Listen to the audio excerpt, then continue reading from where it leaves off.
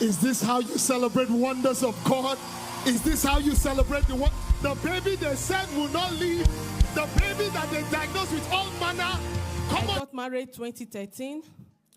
And since then, we were struggling for babies. They weren't coming. I did 5 IVF. They all failed. So I was waiting for 10 years. But my husband stayed by me. One of the IVF led to pregnancy in 2021. But at 20 weeks, I lost it due to cervical incompetency. I was on the altar of fire. I joined this altar 2021, but then I was not serious.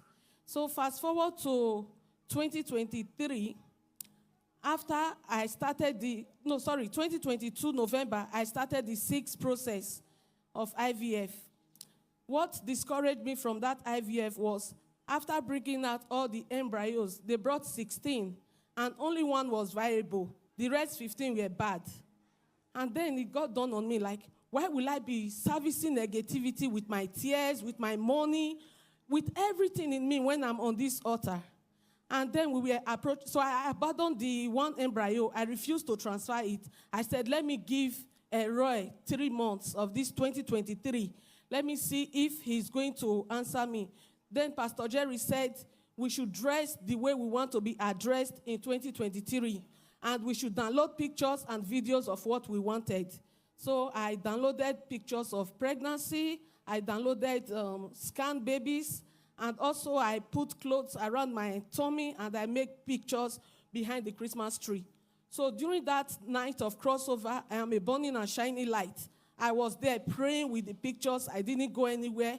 And all through the 3 months I gave God, if they say sit, I sit, stand, I stand. Everything they say do, I was doing. I was taking communion. Fast forward to February 28th. That was Mama's birthday. On that day, I was at the doctor's appointment because I had ovarian cyst due to the IVF procedures I did. So they were monitoring the cyst. Then, as I was there, I was listening to the NSPPD prayer.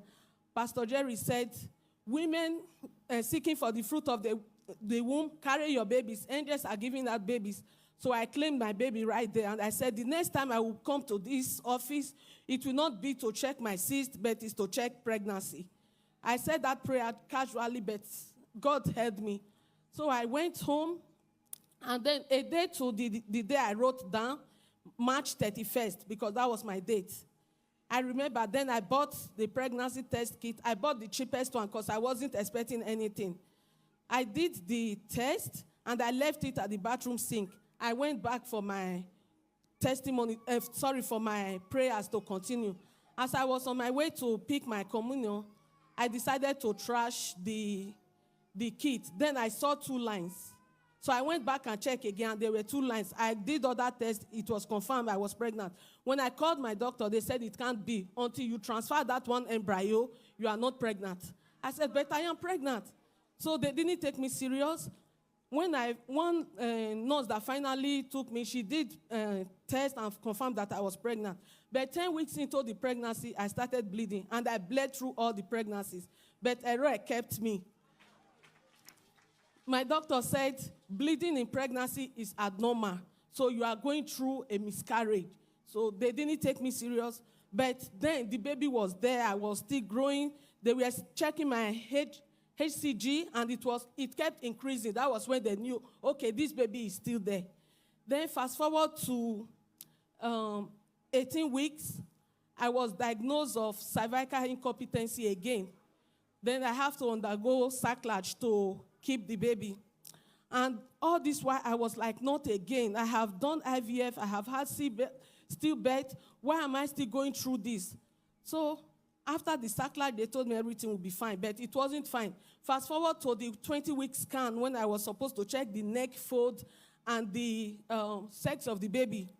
I was smiling with the midwife, but all of a sudden, her countenance changed. And she called in another midwife to confirm. They were both sad.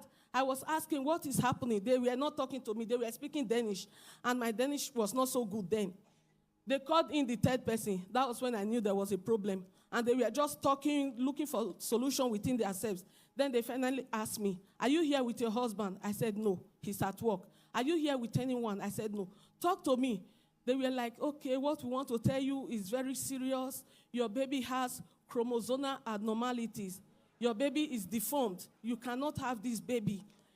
They were thinking if it's trisomy 21 or trisomy 18 that they were battling with. And I was like, what God cannot do does not exist. Not my baby. They said, yes, this is what it is. So they thought I was crazy when I told them that is not my result because that was not what God told me. They said, okay, you come on Monday with your husband. That weekend was the longest weekend of my life.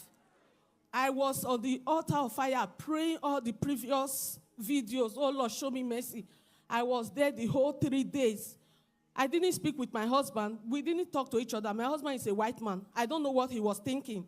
You know, these white people, he can accept because they said they were going to do a biopsy. They are going to take some fluid from the placenta to do a test, and it's a 50-50 chance. I told them I'm not ready to go through this risk, not after all I have been through. So when we got there on Monday, there were like 7 doctors in the room. They all introduced themselves according to their high ranks. And they explained all the negativities with so many documents. They showed us pictures, how the baby would look like and all of that. It was a monster. What they showed us, like those babies were monsters.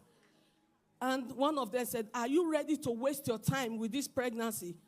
You want to carry this pregnancy and just waste your time? Because the longest of these babies that has lived did not live up to the first birthday.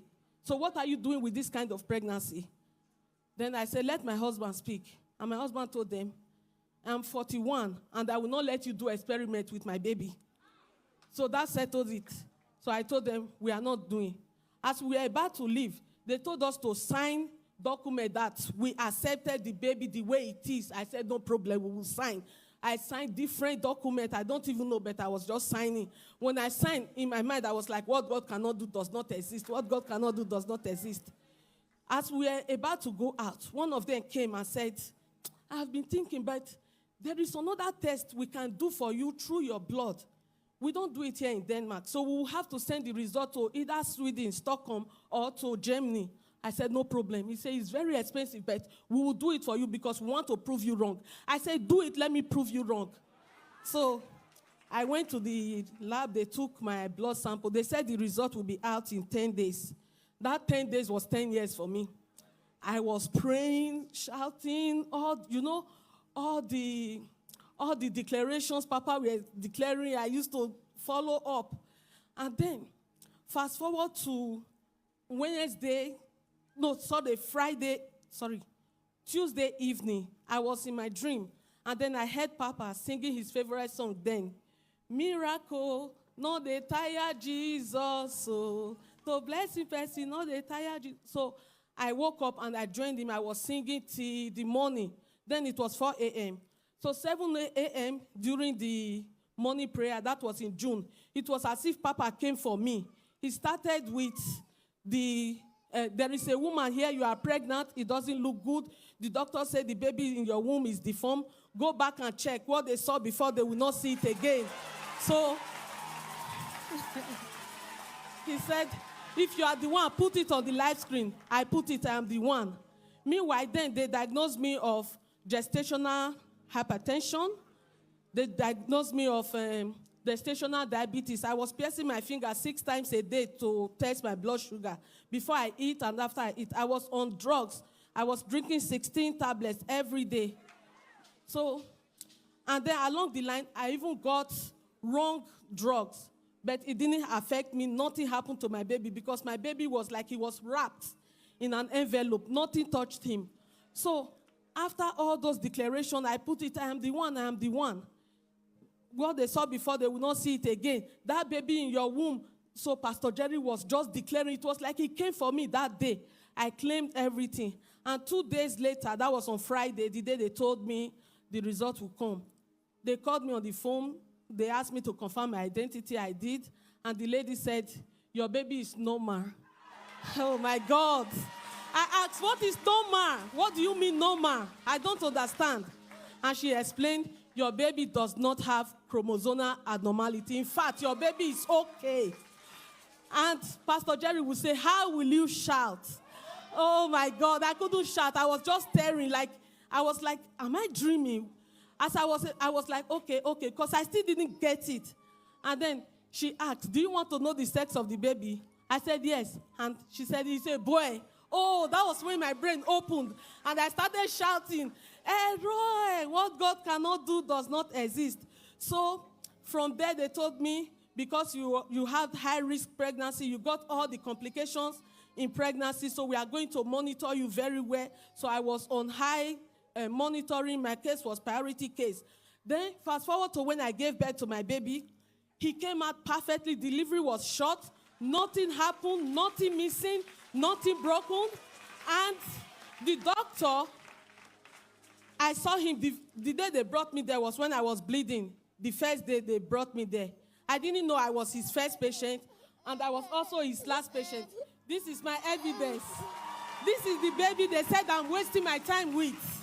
Here is my baby, my Roy baby. So the doctor said he was on that hospital for short training. I was his first patient, and I was also his last patient. So it was as if he came for me. He told me, Jessica, your baby is a miracle. God really answered prayer. Papa, I promise, I have given this testimony online, and I promise I will come here for you to carry your baby. That's why you see he's this old. He's 7 months, a year and 7 months. Papa, see your baby, oh, see your NSPPD baby. What God cannot do, we they pray. Is this how you celebrate wonders of God? Is this how you celebrate the baby they said will not leave? The baby that they diagnosed with all manner. Come on now, why don't you throw those hands back and give Jesus a shout of praise for what